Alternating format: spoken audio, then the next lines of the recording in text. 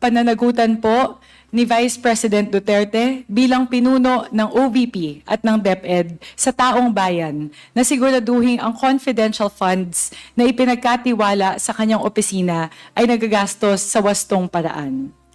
Ang huling punto po, Mr. Chair, o huling mga obserbasyon na aking pong nais bigyang diin ngayong araw ay pagdating po sa usapin ng certifications. Ang paggasta ng confidential funds ng OVP ay sinertify po mismo ng ating Vice Presidente under oath. Ang kabuuan po ng 500 million pesos in confidential funds ng OVP ang kanya pong sinertipikahan. Ang sinabi po sa certification na makikita po natin dito, quote, "The expenditures are necessary and utilized for legal purposes." At anong pruweba po ang ginamit ng mga kawani ng Office of the Vice President para po patunayan po ito? Ang mga peking acknowledgement receipts. Mukha pong sa ating pong nakita, marami po sa mga acknowledgement receipts ay gawa-gawa lang po para makapag-submit ng documents evidencing payment na siyang requirement po ng COA.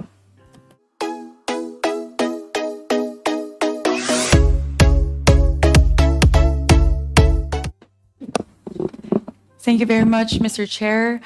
Mr. Chair, I would just like to supplement the extensive discussions that my distinguished colleagues have started with regard to the summary of all of our findings since we started our proceedings last September, Mr. Chair.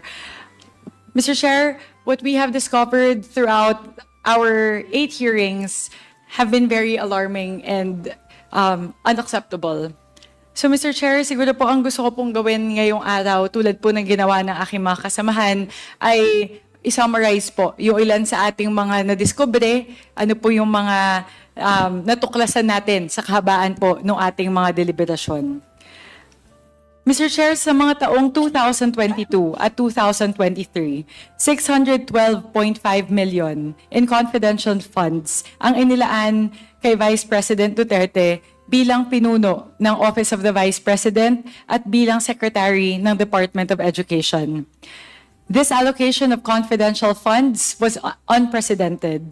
Ito ang kauna-unahang pagkakataon ng OVP at ang DepEd ay nagkaroon ng confidential funds na ganito kalaki ang halaga. 500 million para sa OVP at 37.5 million naman po para sa DepEd. Mr. Chair, our Constitution reminds us that public office is a public trust, and as such, public officials must always be accountable to the people. Ang confidential funds ay nagmumula sa kaban ng bayan. Dahil dito, pananagutan po ni Vice President Duterte bilang pinuno ng OVP at ng DepEd sa taong bayan na siguraduhin ang confidential funds na ipinagkatiwala sa kanyang opisina ay nagagastos sa wastong paraan. Sa takbo ng ating mga deliberation, Mr. Chair, paulit-ulit nating tinanong, paano nagamit ang confidential funds? May kakulangan po ba sa mga kasalukuyang mga batas at mga guidelines ng mga ahensya? Paano dapat amyendahan ang mga batas at mga guidelines para mapigilan ang posibleng katiwalian? Kaya po sinasabi natin ginagawa natin ang inquiry na to, Mr. Chair, in aid of legislation.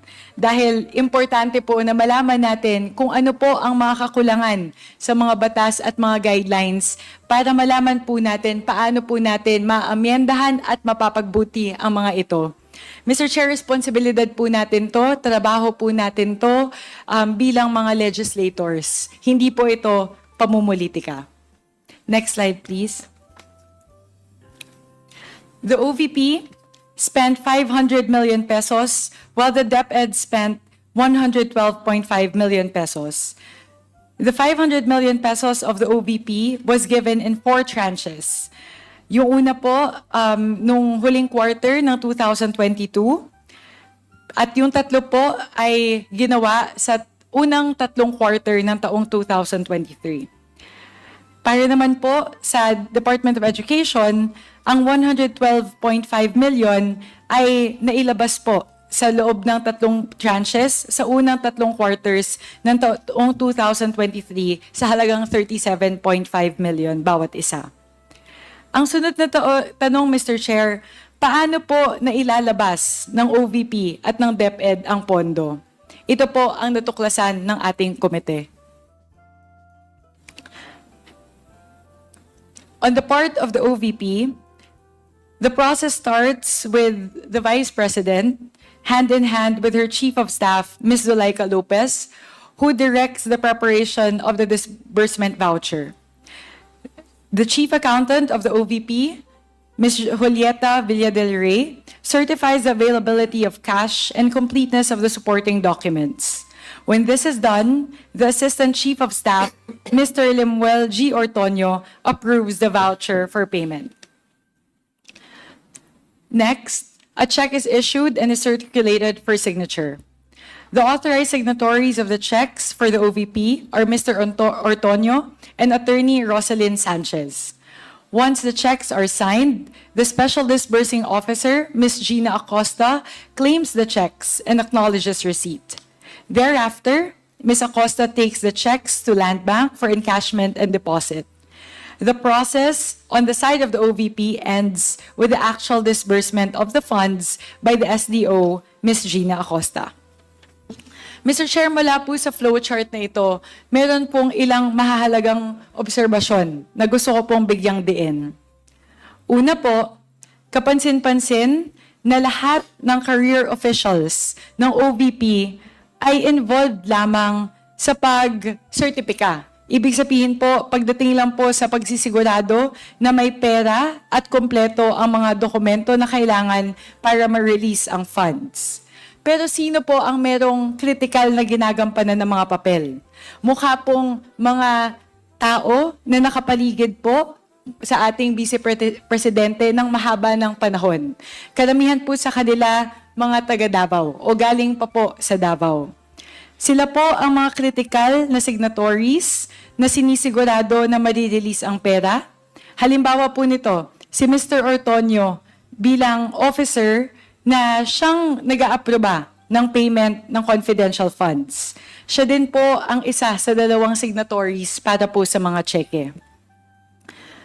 Second, Mr. Chair, napag-alaman po natin mismo na inamin ni Ms. Acosta na bagamat siya po ang Special Disbursing Officer na nagbibigay, na dapat sana na nagdi-disburse ng pera, inamin mismo ni Ms. Acosta na hindi siya ang nagbibigay ng pera sa mga recipients. In other words, Mr. Chair, she had unlawfully delegated this role to the security officer. Inamin din po ni Ms. Acosta na hindi niya alam kung saan napunta ang pera. At ayon pa sa kanya, ang utos o ang direksyon ay galing po mismo kay Vice President Duterte at siya lamang ang may alam patungkol dito. Sunod pong obserbasyon, Mr. Chair. Ito po ay summary ng ating mga natuklasan po na mga anomalya pagdating po sa liquidation at disbursement ng 500 million pesos in confidential funds allocated to the Office of the Vice President. Una po, Mr. Chair, mga acknowledgement receipts na bogus at peke. Pangalawa po, mga liquidation reports na mukha pong kinopy-paste lamang sa iba't ibang mga quarters. Pangatlo po, 53 million pesos na ginastos sa tinatawag po na OVP's safe houses. Pang-apat po, ang nakakamanghang pag-disburse ng pera sa 103 na mga tao at iba't ibang lokasyon sa loob lamang ng isang araw ng December 23, 2024. Yun po yung pinakita ni Congressman Rog Gutierrez na yun po yung maraming probinsya sa loob lamang ng isang araw.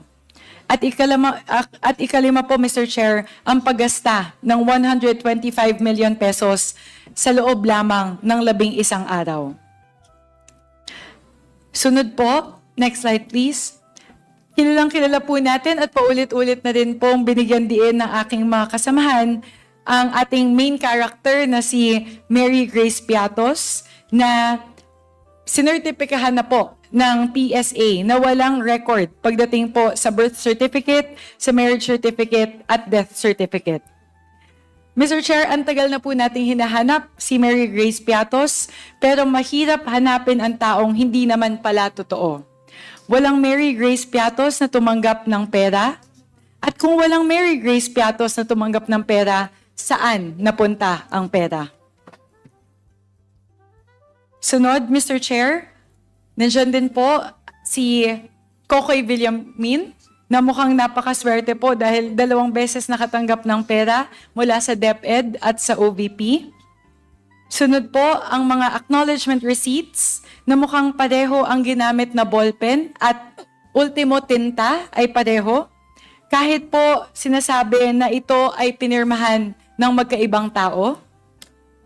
Sunod po, mga taong magkapareho ng signature. Magkamukha po yung lagda. Hindi lang magkamukha, saktong-sakto po yung lagda. Kahit po magkaiba po yung kanilang pangalan at nakatira sila sa magkaibang syudad. Napakaliit po ng posibilidad, Mr. Chair, na may 2 tao na magkaiba ang pangalan, nakatira sa magkaibang syudad, pero parehong-pareho ang pirma. Mukhang ultimo ballpen, Mr. Chair, pareho pa po yung ballpen na ginamit. Kahit po yung mismo stroke, Mr. Chair, makikita naman po natin ay parehong-pareho din po. Sunod, Mr. Chair, nakita din natin na may mga tao na bagamat magkaiba yung pangalan at magkaiba po yung kanilang tirahan, ay pareho po yung kanilang sulat. Sunod po, at medyo malala po ito, Mr. Chair, 2 po itong magkaakibat. Yung una po, may mga acknowledgement receipts po tayo na nakita na yung date po na nakalagay doon sa acknowledgement receipts ay petsa kung saan wala pang confidential funds na nare-release.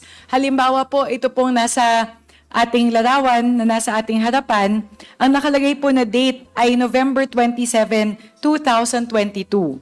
Pero kung maaalala po natin, ang unang release po ng confidential funds ay nagsimula noong December 21, 2022. So paano po nagkaroon ng acknowledgement receipt para sa pera na hindi pa nare-release at naipapamigay? Sa kabilang dako naman, Mr. Chair, sa susunod na pinapakita po nating mga larawan, meron ding mga acknowledgement receipts sa mga panahon na wala ng confidential funds na ipinapamigay. Kabaliktaran naman po ito nung pinakita natin kanina. Dito po sa ating larawan, makikita po natin na ang petsa po na nakalagay ay December 21, 2023. Pero dahil po wala nang kinuha na confidential funds ang Office of the Vice President sa huling quarter ng 2023, ay ang huli pong disbursement ng confidential funds para sa taon na yon na ay September 24, 2023.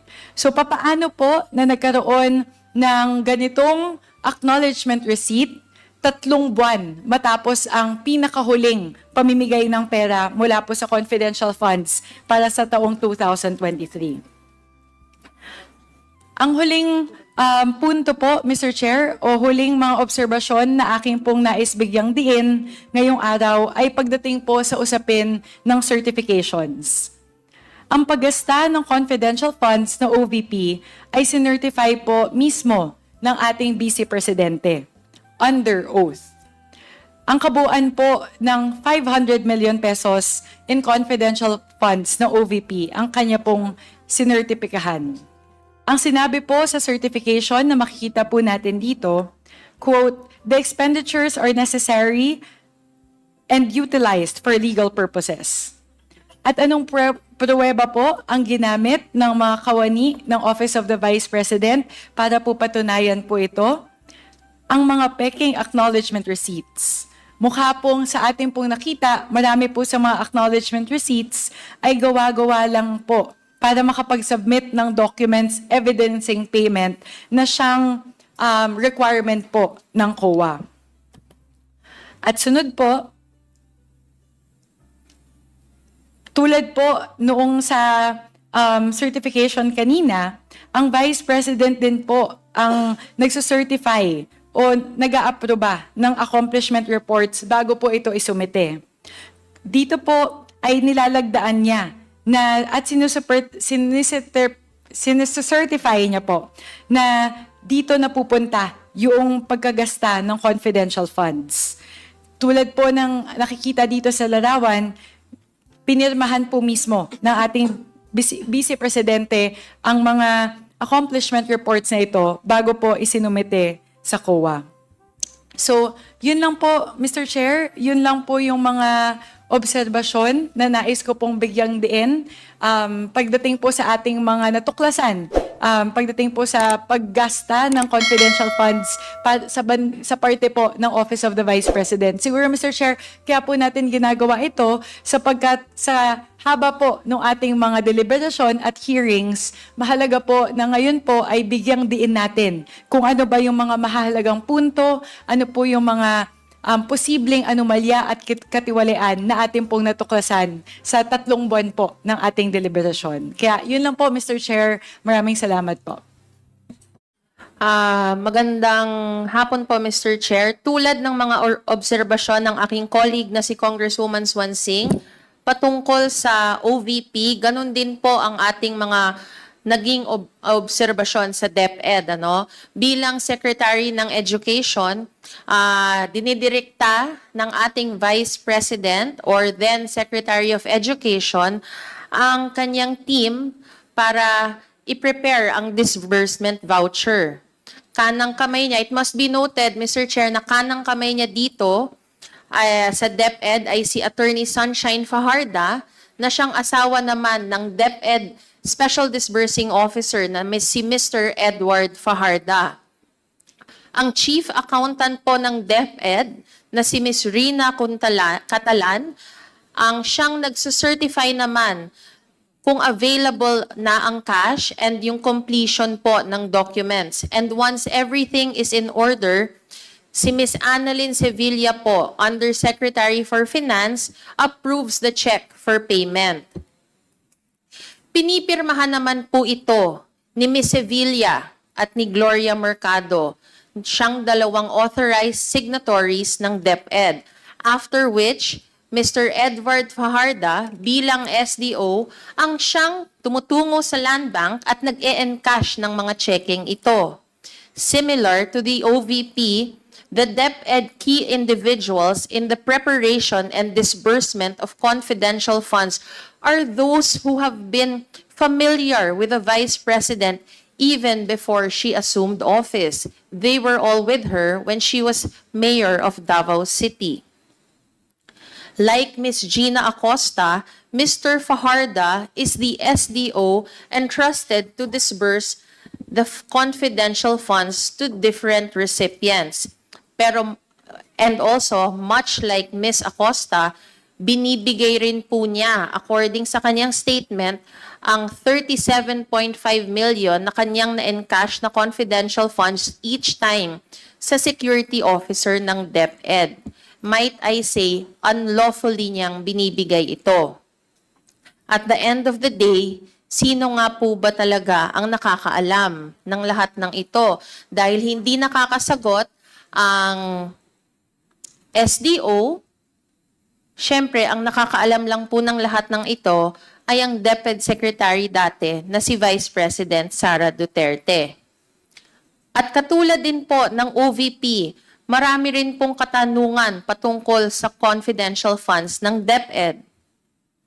Maraming mga kaduda-dudang acknowledgement receipts na hindi tayo sigurado sa kinapuntahan. Mga acknowledgement receipts na mukha namang pare-parehas ang nagsusulat. Mga liquidation reports na mukhang mabilisan lamang na ginagawa, copy-paste nga lamang. Ang mga tao who have supposedly used and benefited from the use of confidential funds completely denied na nagamit nila ito. AFP commanders under oath ay sinabing kung alam lang sana nila na gagamitin ang mga certifications just to justify expenditure of the confidential funds, hindi sana nila i-issue ang certifications na ito. And on top of this, mukhang ang SDO ng DepEd ay marunong pala mag-teleport, Mr. Chair, dahil in one day, nakaka-disperse po siya ng funds mula Apari po hanggang Hulo.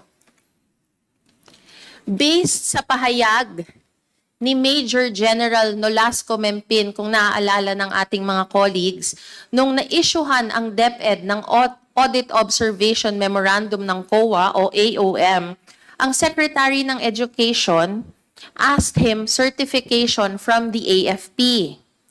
Under those instructions, he requested and was given these certifications for the youth leadership summits conducted by the AFP. Klaro po, walang DepEd confidential funds na nakarating sa AFP. Itong mga certification ng AFP ay ginamit lamang upang makasumite ang DepEd sa COA ng kanilang kinakailangang dokumento. They just used the AFP certifications to justify and explain their supposed 15 million in confidential funds representing rewards to informers. Katulad din po sa OVP, napakaraming maanomalyang acknowledgement receipts ng DepEd. I will be showing on the screen right now acknowledgement receipts of persons with almost the exact same stroke ng pagpirma. In fact, hindi man halos mabasa dun sa pangalawang pangalan, hindi halos mabasa yung panunulat nung gumawa nito. Sa slide naman, sa susunod na slide natin, meron din namang pong mga individual na 2 beses nakatanggap. Ito si Milky Secuya na pinakilala sa atin kanina.